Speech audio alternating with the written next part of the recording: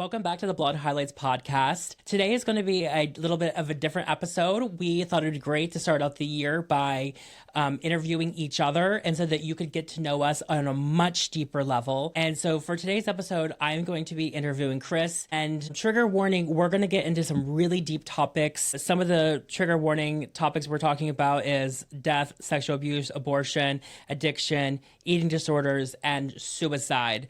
So buckle up, but I hope you're ready for this amazing story that Kris is about to share. And I just wanted to put out my own disclaimer there. I am going to be sharing a story of something that's happened over the past few years involving my ex-boyfriend, Sam. And I just want to put it out there that I'm not in any way trying to paint him in a negative light, or I'm not trying to get too deep into what happened, especially out of respect for his family and friends who I genuinely still adore. I just want to share my experience because this whole experience has impacted me greatly over the past 6 years, and I feel like I'm finally at a place where I am able to speak about it, and I've had to learn that it's okay to talk about it, and that just because I am speaking about it, it doesn't mean that it's any disrespect to him. But I just wanted to put that out there, is that I just want to share my experience and how this all impacted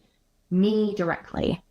Okay, and we're going to start out on a slightly lighter note, and I want to know a little bit about your career, and I think people would love to know about your career as a model and how that all got started. And so how did you get into modeling, and how did you know it was what you wanted to do with your life? So when I was younger, I always just had these really big ideas of moving to Hollywood. I always loved the idea of the glamour and the glitz. I was always told growing up, like, oh, you should model, you should model. And I think that that's kind of what stuck in my head. And I also really loved girly things. Like, I loved actresses like Mary-Kate and Ashley. I used to love watching Clueless. And I just really loved the prettiness and glamorous lifestyle that they portrayed. When I never really thought that it was something that I could do because I was always like the bigger, chubby girl. And although plus size modeling came about a little bit when I was a teenager, but not really a lot, I decided in my early 20s that I would put my photos on Model Mayhem. And I actually got scouted there. And my mother agent me under her wing, and the rest has been history. My God, I was on Model Mayhem too with my hair portfolio back in the day. And back in the day, it was a time. Model Mayhem, it opened up a lot of opportunities for people. It was its own world. That is insane. So I know that you have modeled all over the world, like all over the world. And so what was that like, just modeling in all these parts in different places? For me, especially coming from a small town, it was a really surreal feeling getting to do it. My first big job out of town was actually in Milwaukee, but traveling to Europe and other different parts of the world, it was a very surreal feeling. I loved the adventure, the excitement, the unknown of it. I didn't get to see everywhere I went because a lot of the time I spent just in the airport, hotel, or on set. But to me, it was just always so exciting, and I never took it for granted. Every opportunity, even if it wasn't like a very well-paid job, I was like, yeah, I'll do it, just for the opportunity to travel and go somewhere different. That's amazing. And what were some of the challenges that you have faced from being like in the modeling industry? Well, I mean, I think the title speaks for itself, modeling. But I mean, I think it's a lot of self-doubt, obviously, body image, eating disorders, as well as just kind of sort of feeling like a pick-me girl at times, because, you want an opportunity so bad, and then just like waiting and having to, sit back and hope that you get a job. That's always been a huge struggle. And I've just kind of had to learn, like, whatever's going to happen is going to happen. And for me also too, learning that the competition isn't personal. I don't look at it as a competitive sport like I used to when I was younger. That's amazing. And when you moved to Australia for a big period of time and you were kind of like bi-global, like I remember you like just popping around. Like you were like, okay, I'm leaving Australia. I'm going to stop by LA, New York, like do all the North America stuff. And then you would see your family. And then you remember going to Europe after that. And then back through and then back to Australia. And you were really kind of living by global for a while. Which is an interesting top term, by global versus by coastal. What were some of the differences? But what were some of the differences in modeling in Australia versus North America and Europe? I think Australia, every set that I went on, you could sense that it was a big deal. Like it was, the photo shoots were respected differently. I feel like in North America and even Europe, it's kind of just like a run of the mill, like, okay, another photo shoot, another photo shoot. I feel like in Australia, it was very much like, this is the craft, this is the art of it. There was a little bit more thought, attention to detail with certain things. I feel like it was, every photo shoot was seen as like a different opportunity. Don't get me wrong, there were some of those ecom days where it was like, you know, day in, day out. But overall, I feel like they really appreciated the opportunities of being able to have the photo shoot. Like I genuinely felt that on most of the photo sets that I was on. Okay. And okay, so let's take this now into more of a personal way. I'm going to throw my glasses on. We're going to get real serious and we're going to talk about the trauma. Okay. Oh my God, we're okay. Oh my gosh, be prepared. We're gonna unleash it all. Yes. Okay. So first of all, like tell us about who Kris was as a young child and a young adult. What were you like before modeling, and were there any struggles? So when I was a young child, I was just like a menace. I was really just excited. I was filled with life. I was fun, I was silly, and that all went into my teenage years. My teenage years, I was, like I said, just a menace. Loved to push boundaries. I loved to see what I could get away with. I knew that I could get away with a lot, and I took advantage of that. I loved getting into trouble, but there were some dark days, sadly, in my teenage years. I feel like I didn't even realize how much I was struggling in my teenage years. So sadly, when I was about 14, my dad had been faced with an addiction problem, and that really just changed the course of my family. My parents were on and off for a few years while my dad was battling, and eventually our family just separated. And when that happened, that's really when my eating disorder had triggered. So I was bulimic, and it was about body image, but it was also, after speaking to my doctor, it was also about control. So she also said when I was younger, I was sexually abused when I was 3 by a family friend. And she said that the mix of my sexual abuse, as well as now my world with everything that's going on around me with my dad and the way that that's changing, that my bulimia gives me a sense of control and a sense of power over my body and my mind. And my bulimia eventually just, it made me very sick. I was losing hair in school. Teachers were noticing, making comments, but eventually I just kind of stopped. I didn't get real treatment for it. I just sort of stopped. I remember my granddad coming to me and asking me to stop because it was getting that bad. And after seeing him crying, I just stopped. Yeah. But there were definitely some struggles. And then I went into my 20s and I was just like a party girl. I loved drinking.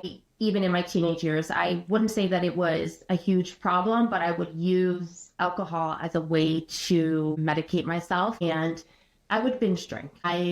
It wasn't sometimes about just going out and having a good time. It was like, how blackout drunk can I get? How much can I escape? And that is also something that I brought into my 20s. And there were some bad habits. I never touched drugs because of my dad's addiction. I never wanted that for myself. And he warned me that I would be an addict because I have a very addictive personality. But I was just like a fun party girl, really.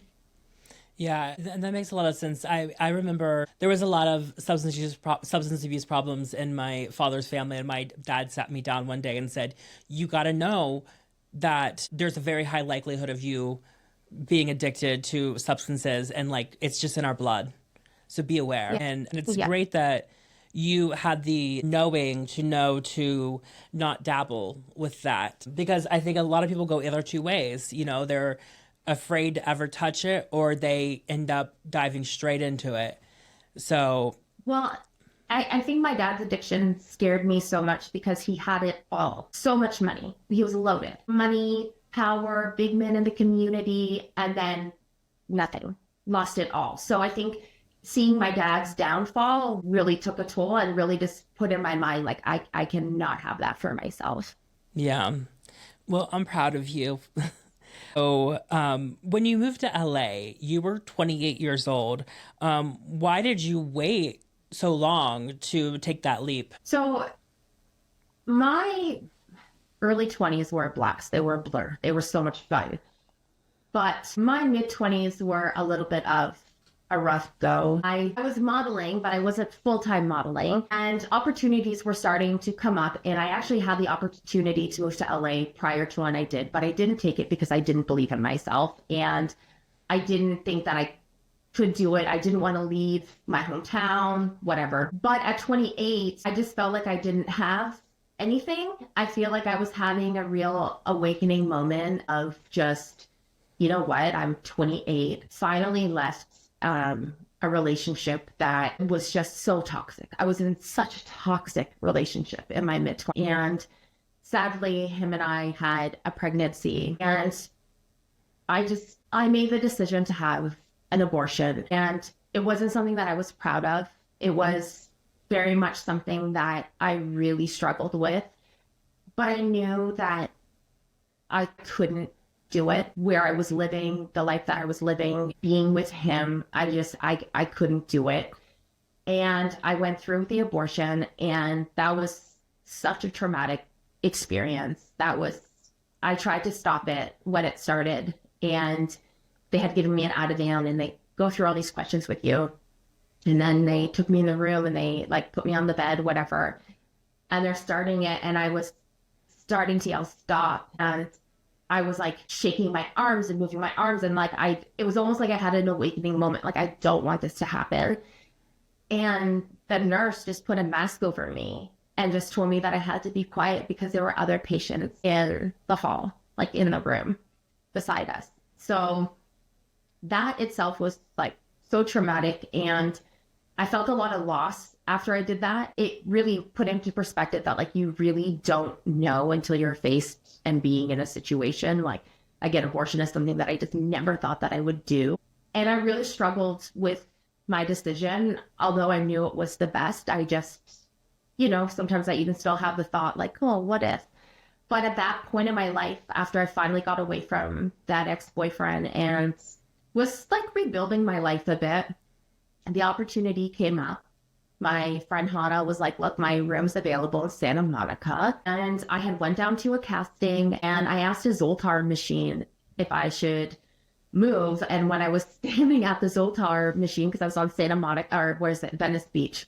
Yeah. And a lady was wearing Canada shorts. And I was like, you're from Canada? And she was like, yeah. She's like, I moved here like 20 years ago, best decision of my life. And Hannah and I just looked at each other like, my God, like this is a sign. Because the whole day I was like, I just need a sign and I'll pull the trigger and make the decision to move here. And at the Zoltar machine, I met this woman, and she told me it was the best decision of her life. So then and there, I was like, you know what? I've got nothing to lose.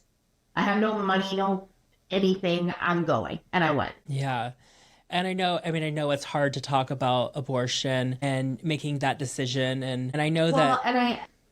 I also thought too, I was like, I've made this grand decision in my life. I think I just owe it to myself to, if I'm going to make a decision like that, then I should try to make the most out of my life to help make that decision make even more sense. Yeah. And it's interesting at that time because in astrology, there's this thing called your Saturn return, and it kind of flips your life upside down. And that generally happens when you're 28.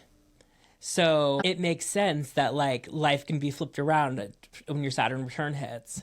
And I mean, what an amazing sign while you were there in Venice Beach. And that's just, right? Yes, it's always like fate. I was literally in the ocean, and I was asking my grandparents, because my granddad, I was so close with him growing up. He was passing as I was going through all of my abortion stuff. And I really struggled with that as well, happening at the same time and whatever. And I just remember being in the beach and just looking up and just being like, give me a sign. And like one was literally slapped on my face. Like you couldn't ignore that. So I do believe that was a big sign from him and God and faith. Amazing. So what was it like coming from a small town when you first moved to LA? Okay, so for me, it was like super cool and I was so excited and everything was new. I felt like an alien because I lived in a small town, but I never lived in a city, but I acted or almost behaved like I've never seen a city before. Looking back, it's like, girl, like you had this 40 minutes down the road in Toronto, but I never wanted to live in Toronto. I had no desire. So to me, it was not only experiencing a new country, it was also experiencing city life. So the mix of that was really surreal. I was really trying, but I was really behind on everything. I mean, didn't have this style. I didn't have the makeup. I had to learn, like my agency was like, you need to learn how to do like LA makeup and we need to get you some LA looks because, you know, what I was doing at home was not what was accessible in LA.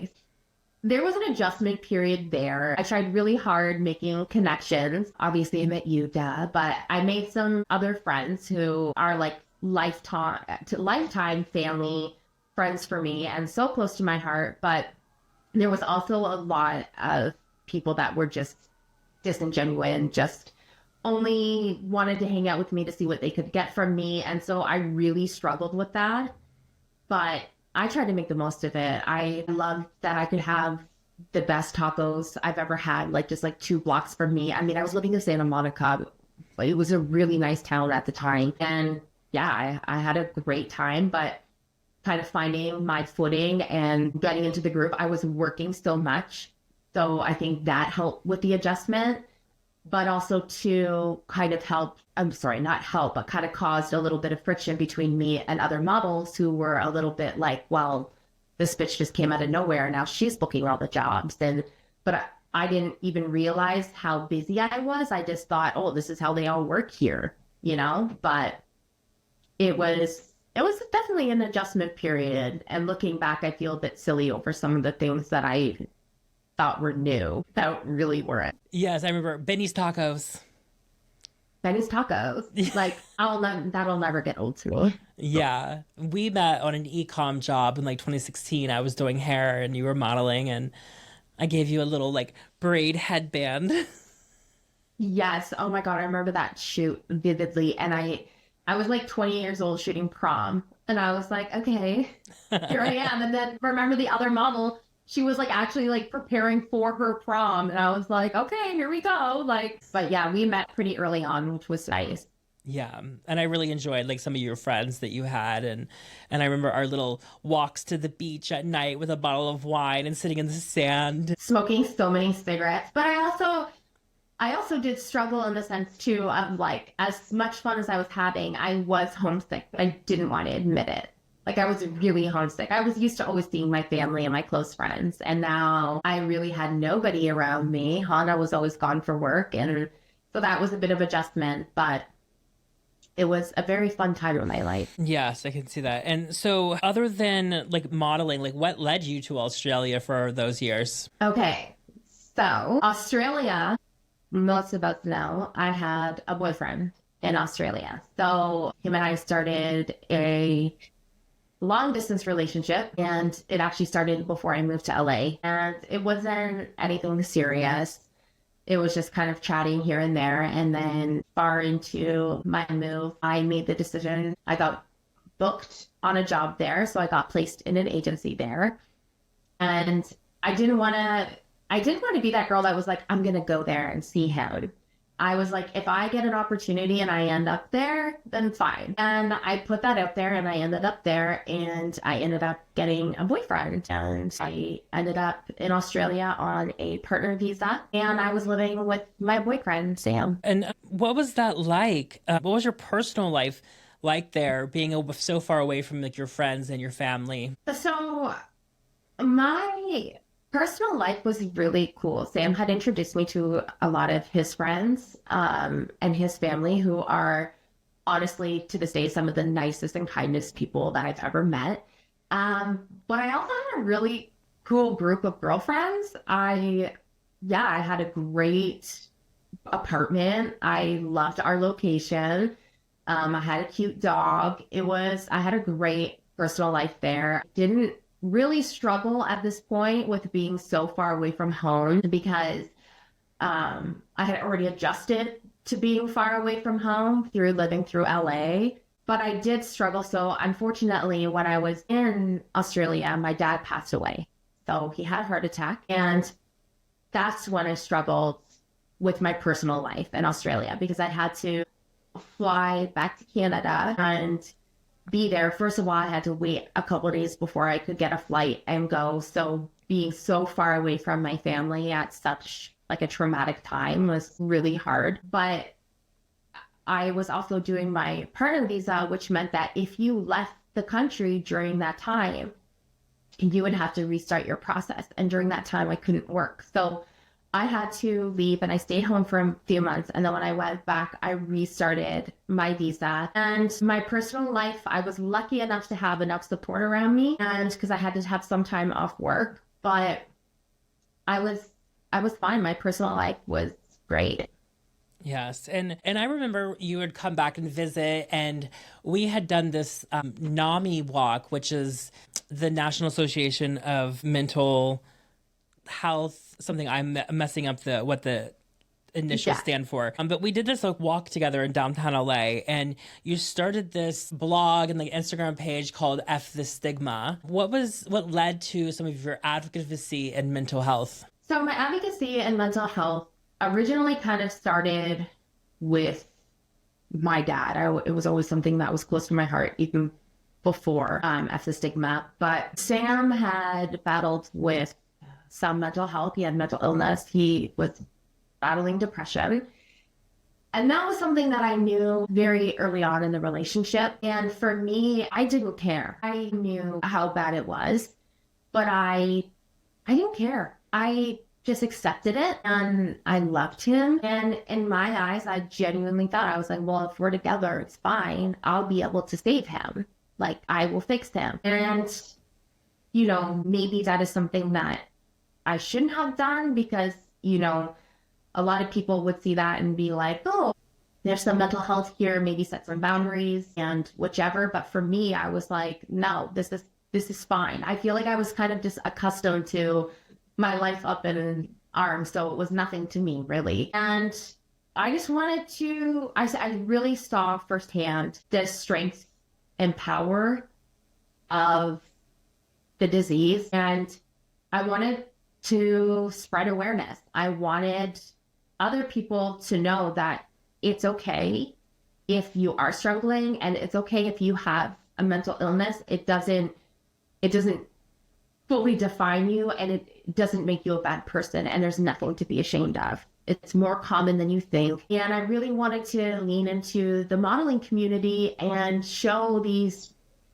beautiful women and people, and people who people would look at and be like, wow, they really have it together, and wow, they've got it all. But it's like, well, no, I'm struggling with this. And I wanted to create a space that was freeing and inspiring. And, I hate the term safe space, but a safe space for people to come and really feel included. So it was his mental health, I think, that I just became a full advocate for. And what was it like living with someone who deeply struggled with mental illness? Honestly, it was bittersweet. So seeing someone that you love so much struggle the way that they did was so hard. And it was awful to watch. And, there's times where there was like this helplessness where I was like, I can't do anything. And this was, not even at its worst. But then there was the sweetness side of it when you would see someone who is struggling doing so well and being able to thrive, and seeing them just at their best and optimistic and hopeful. And that was really beautiful to see. It was beautiful when you had those patches of just like not seeing him struggle. Again, even when it was his like dark times, it didn't fully affect me. Like sometimes it was exhausting. I'll admit that. It was exhausting because some days I didn't know what type of day I was going to have. But I just loved him so much that it didn't bother me. Like I was okay with it. And I just felt like and especially at this time in my life, I was just this ray of sunshine. I had this zest for life. I loved life. I loved living. I loved the life I was living. So for me, I mean, I was living in a whole new world with whole new possibilities and this new boyfriend. So for me, I was just like, we got this. Like I never thought that it would ever progress, and I always just thought like it's gonna be fine. And so I would live my life and be like, everything's gonna be fine, and I would do things to take care of myself, and that was that. Yeah, and it is such a natural instinct for a lot of women to want to fix someone or to think that I can help them through this and I can, take on too much of a load with that. And during this time as your friend, I didn't know everything, but I knew you as this ray of sunshine and this positivity that like lit up rooms, and I could see you struggling secretly of what was going on. And I was worried at times, but I thought everything was fine. And I knew that we all like to think that we can help everybody or fix them. But your breakup seemed out of the blue when that all happened. So like what happened? So, I mean, again, I'm not going to get into too many details. What's done is done, but he did step outside the relationship, and there were messages that were sent to other women, including other models. And I was approached, and when this happened,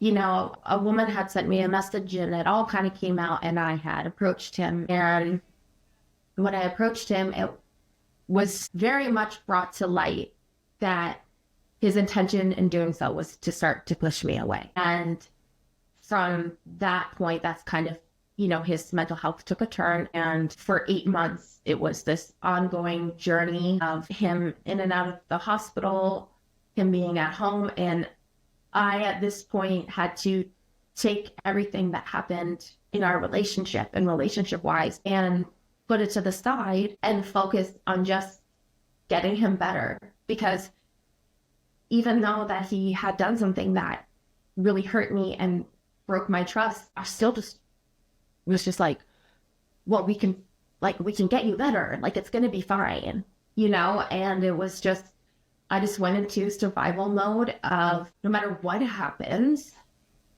between him and I in a relationship point, I'm here and I'm going to continue to support him. And I'm going to do everything in my power to continue to, in my eyes, just fix it.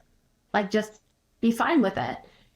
And so months went on, and it was a lot of in and out of the hospital, and there was a lot up in the air and unknowns, and it was a really stressful time. But I kept plugging away at work. I took a little bit of time off, but then I went back to work, and I tried to just work through it. And an incident had happened, and my family was like, you need to come home.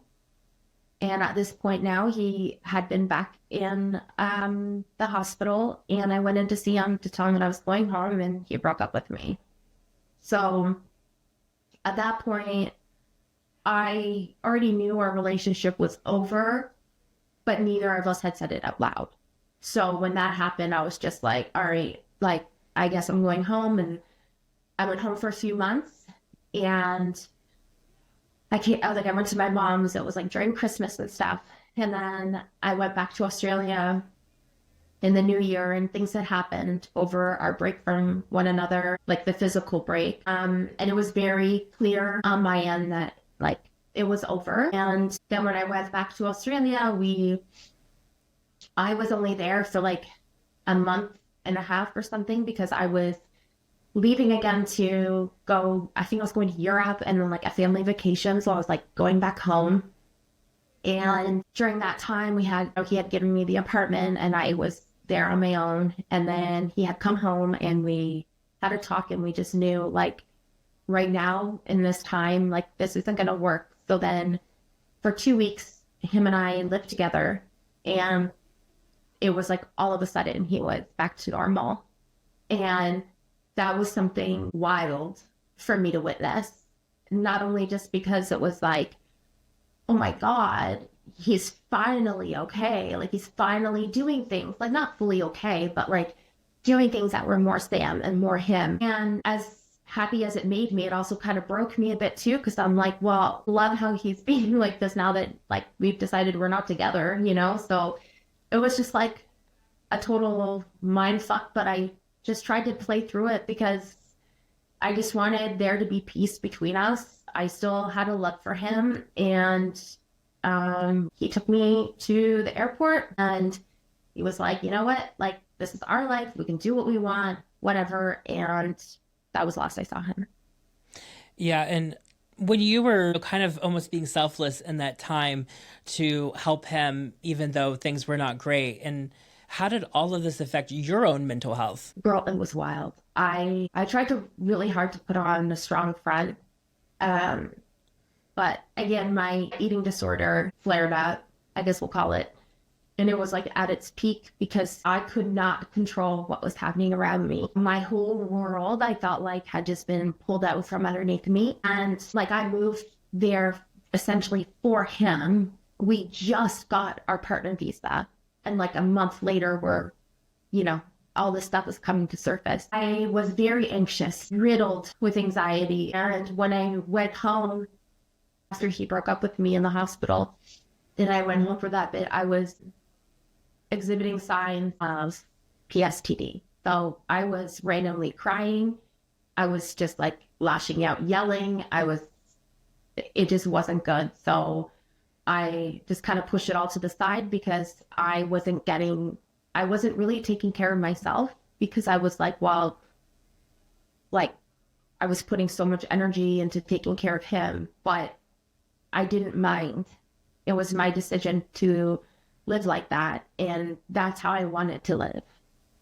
Yeah.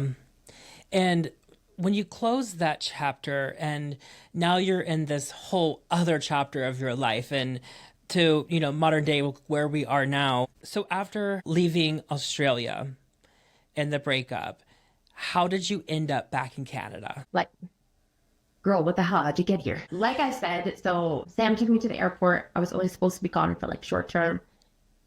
And COVID happened. And I was in LA at the time. I saw you. We hung out. And then it was like the day after we hung out, it was like Canada, my government was calling all the Canadians home. And at that point, I felt like I was really faced at a crossroad. I knew it was either I go home to my mom's and be with my mom, and, you know, there was no real talk of shutdown or anything like that, but we all knew something was happening and things were already closing and whatever. And then it was, or do I go back to Australia?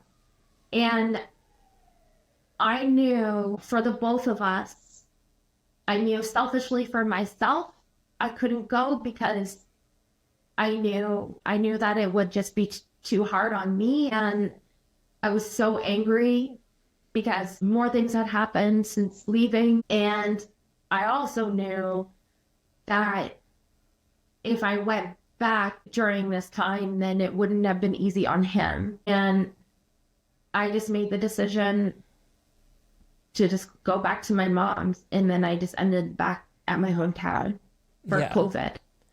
And what's crazy is I think at that time, at the beginning of 2020, when everything was shutting down, we thought this was going to be like 2 weeks. We thought it was going to be like a week. Mm-hmm. And it was so crazy that, you know, it turned into the situation that it turned into. But how did you meet your now husband now that you're back in Canada? So I technically met Michael when I was 7 years old. He walked into my house naked when he was 2. That is a true story. But Michael and I grew up on the same street. Our mom's best friends. I'm 5 years older, so I didn't really hang out with him. But during the pandemic, he was back home because he had already been out of his long-term relationship for a long time.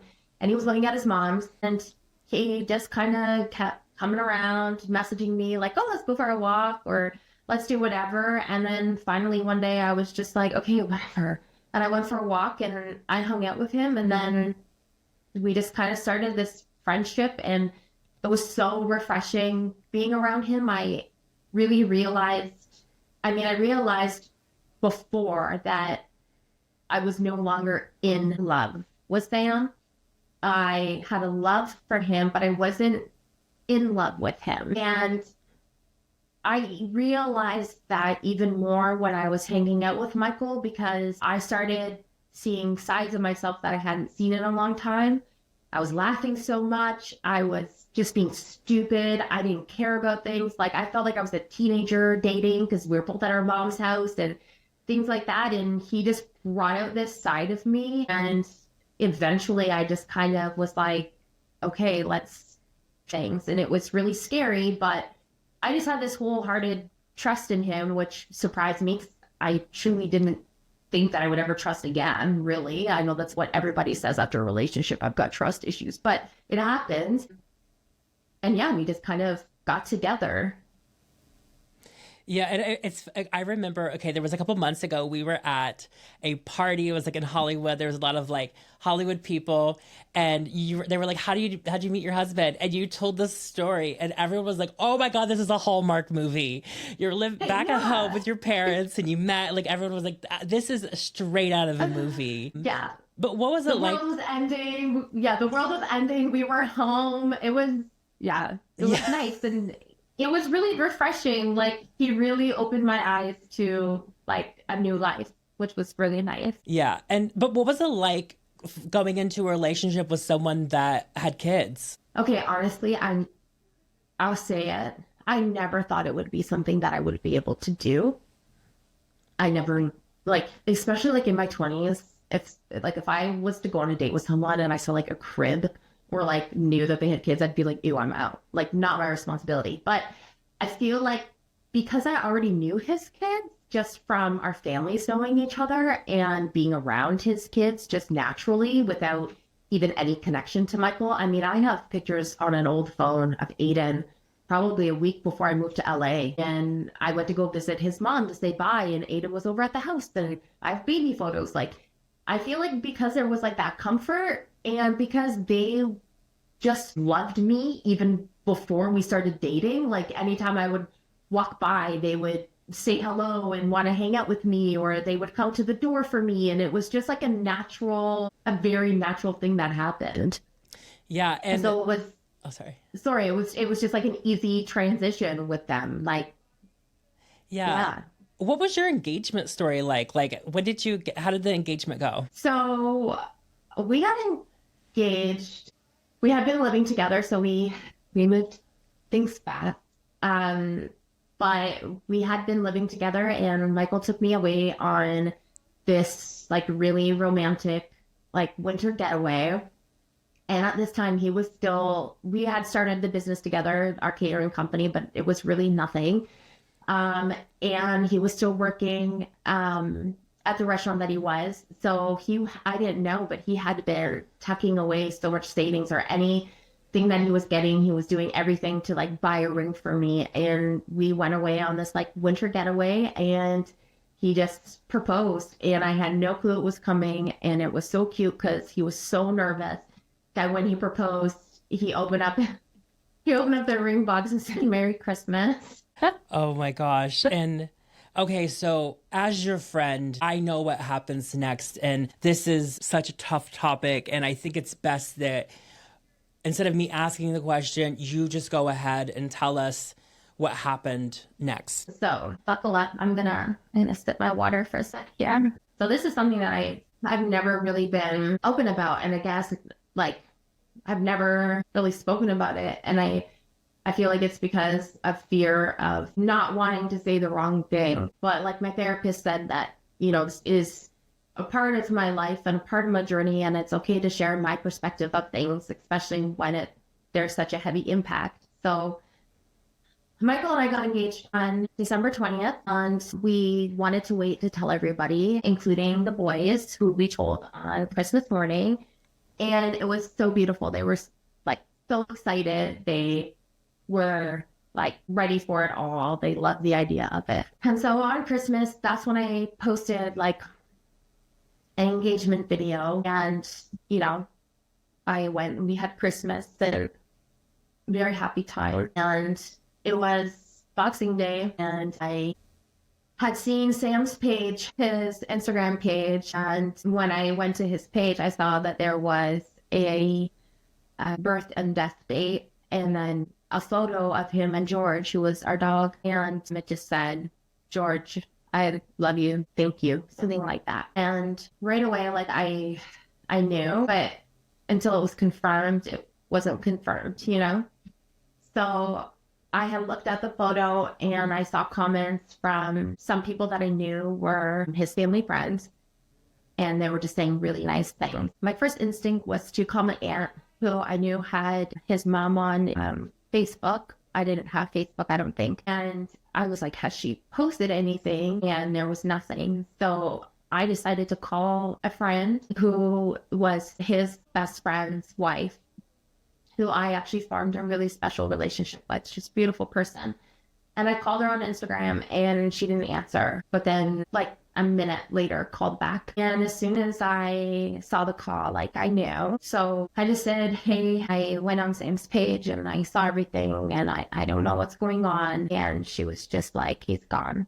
Like he's gone, Kay. And I still feel like I can like hear her voice saying it. So right then I was sitting on my bed and I just like looked around and I was just like complete panic. I feel like I was just like, what happened? It was like shock, panic, and disbelief all in one. And my next reaction was just call his brother. And I called his brother and they confirmed everything and gave me the details. And they just wanted to wait to tell me because it happened so soon after I posted my engagement. So they didn't want to bring down my happy time, which is very on brand for them because they're just lovely people. So all of a sudden, the biggest high of my life soon turned into one of the biggest lows of my life. And from that period until his funeral was just awful. Like I didn't even think of our engagement. And, Michael, like he was obviously so upset, even though, Sam was my ex-boyfriend and whatever. Like nobody wants to know that somebody does something like that. And he just kind of gave me my space a little bit. But I knew that he was hurting for the fact of it being our engagement time too. And now all of a sudden, like that was taken from, But that week, I was just trying everything I could to get to the funeral. I just wanted to be there. I wanted to say goodbye. I could not believe that something that I tried so hard to stop happened. And unfortunately, I couldn't say goodbye. I couldn't go to the funeral, and I had to watch the funeral from my living room, which was awful. My family came over, but being so far away from it was so hard. And I just think even though our relationship was done and even though our relationship was over and there was no more love between us, there was a special love and a bond that we shared. And just to know now that it was just gone and I couldn't even get proper closure. So his sister was so kind and she read a goodbye letter that I had written to him at a ceremony that they had, I guess, at his cremation. So that's how I said goodbye to him. And it was just a downward spiral from there, really. And this is a kind of a harsh question to ask, but how did that feel of his suicide happening so close to your engagement and posting your engagement? I felt like it was my fault. I just remember going to my mom's, and I remember it was like the next day or something. My mom had came over that night when we found out.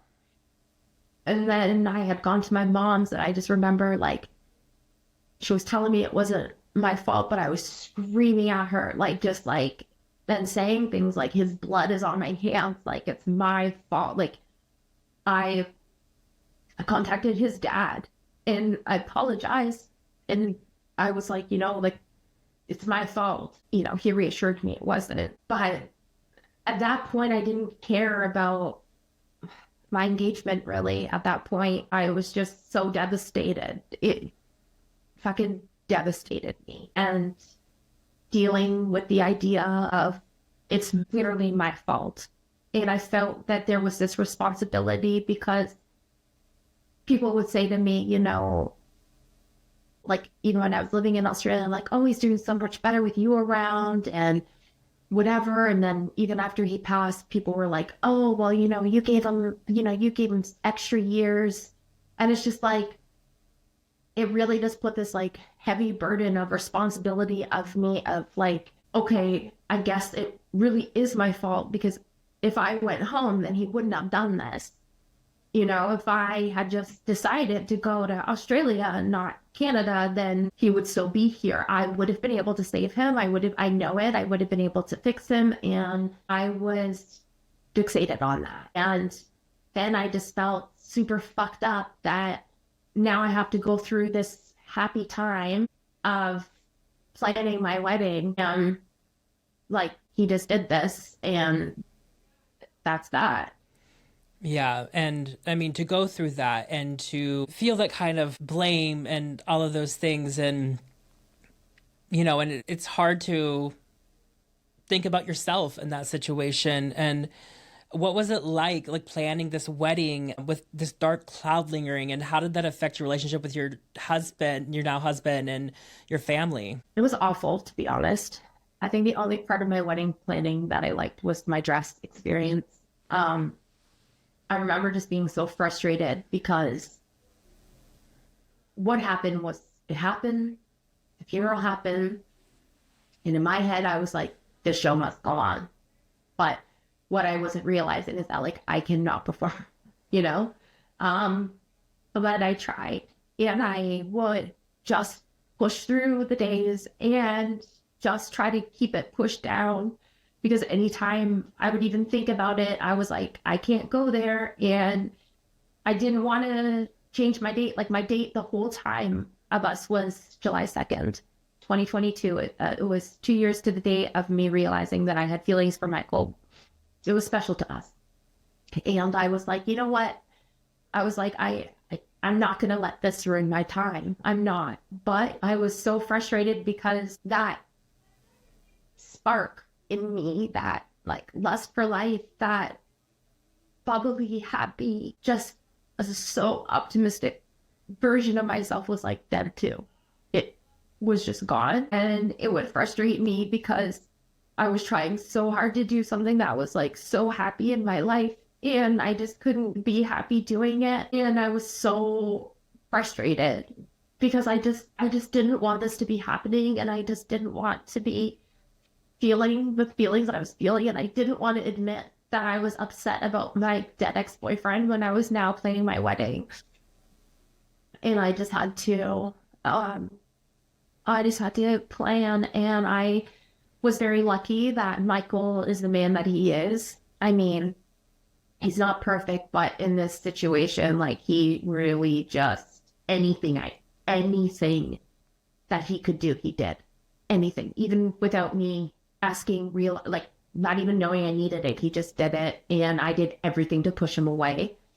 I just started pushing everybody away. And after my wedding, there was drama in my wedding planning and whatever, but I feel like also too, because of the headspace that I was in, it kind of affected all of that as well. And then after my wedding, I just pushed everyone away, and I didn't talk to other people for a really long time. Yes. And so how did this tragedy affect your work, and how did you overcome it and rebuild your life to where you are now? I quit. I tried, and during this whole time I put on so much weight. I was trying to model, and which is fine, but I was trying to model in like a bigger body, and I was showing up to set and I wasn't mentally there. I wasn't ready. I was so anxious, so angry. My therapist had said that I was living in a state of hypervigilance. I was trying, but not trying, and not realizing that you shouldn't be doing this right now. Like, you need to stop. Like, the show needs to stop. Kris, sit down for a few minutes and collect yourself.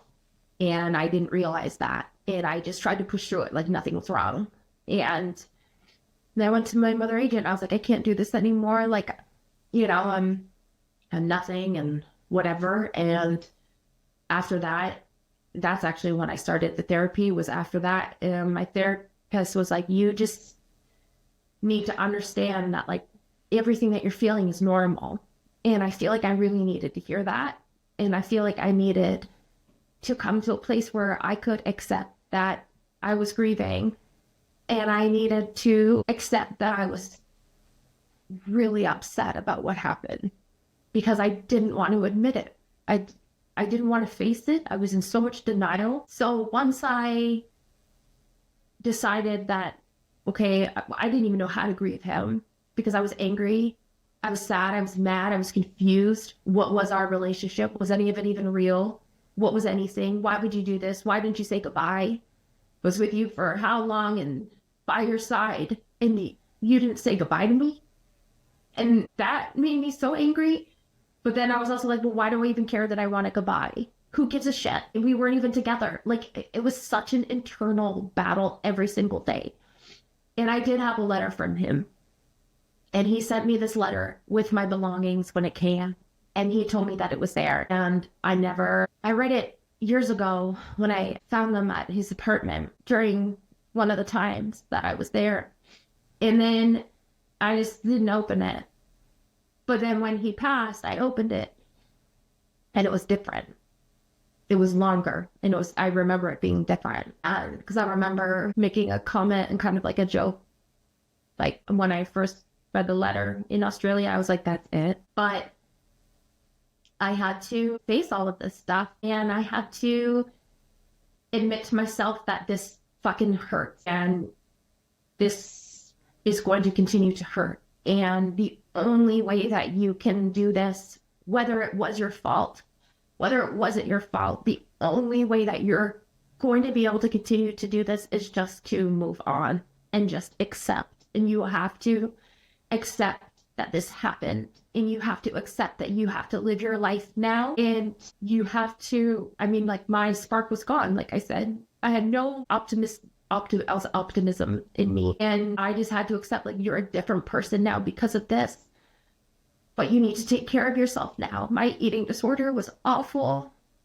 You could smell blood on my breath, and it was my brother who finally called me out on it. It was like, you need to stop. I couldn't stop. I had like no control. I just spiraled, and I hated everyone, and I just couldn't believe that my actions could have led to this. And I finally was just like, you got to get your shit together.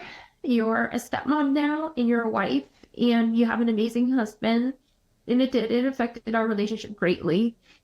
Like, again, thank God Michael's like a saint, but I wasn't a nice person. I wasn't a nice person at all. I was so mean to him.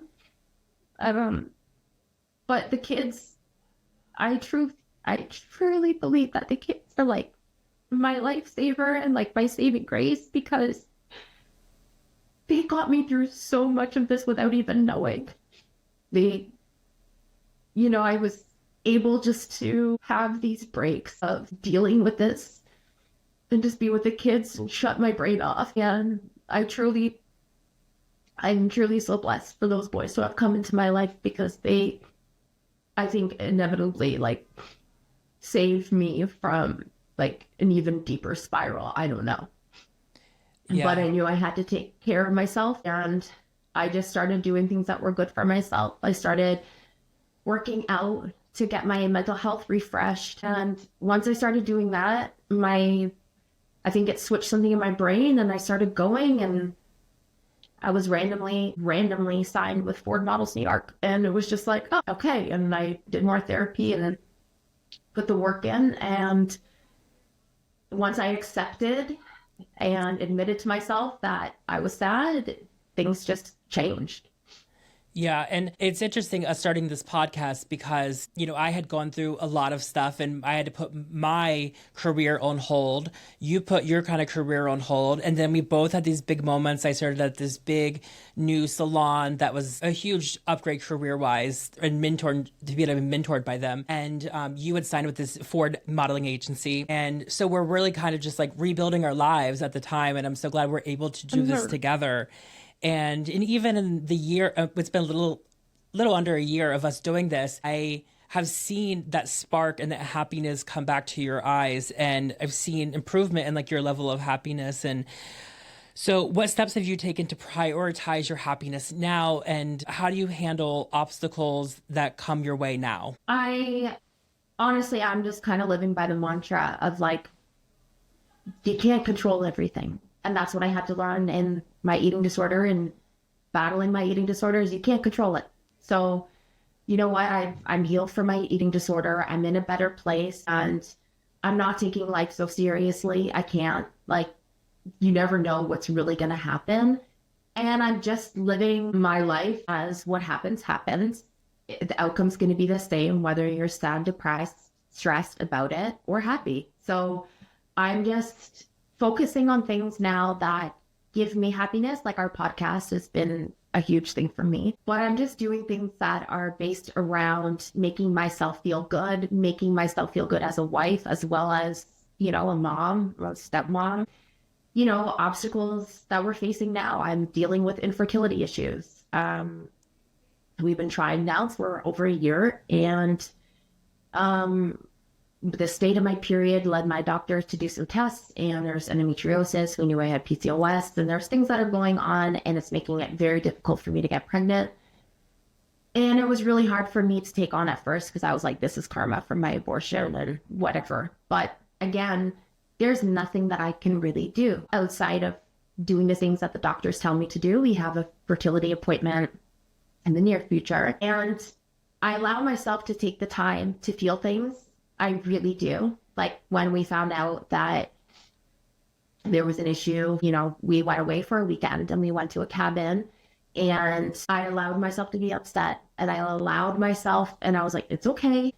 And now I just feel like, what am I going to do if I can't have a baby? Then I have these two boys, and that's a blessing. And I'm just taking it with stride and just doing things for my self-care. I'm making sure that I'm working out for my mental health. I'm making sure that I'm doing things that I can control. I'm doing things like making sure that I can eat healthy foods to actually give my body nutrients. I'm making sure that I can go to sleep at a good time and make sure I'm rested. All those self-care things that I can control, are things that are helping me just deal with life, if that makes sense.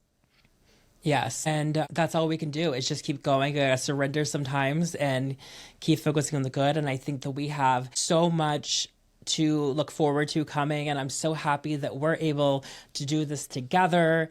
And, I'm really proud of you for opening up about such a dark thing that happened. And I think for any viewers that, didn't know us before, didn't know Kris before, I did want to add that the relationship between her and Sam was really public on social media. And so it's been, this is a big moment for you to finally talk about what actually happened and to share your side of it. And so I'm really proud of you for all of this. And I think that this is the end, and I'm excited for us to talk about more stories and overcoming more different things, and hopefully we can get some more people on here to talk about things that they've overcome.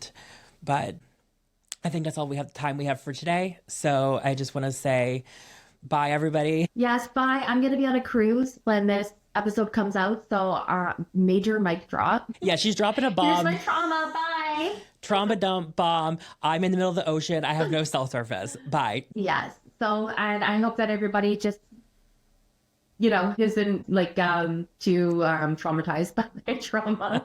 I hope I didn't really bring down the day, but yeah, thank you so much for this interview. It was Yeah. great. And I'm proud of us for not having our awkward laugh in very traumatic moments. Oh my God, I know. I know. But anyways, guys, thank you so much, and we'll see you next. Okay, bye.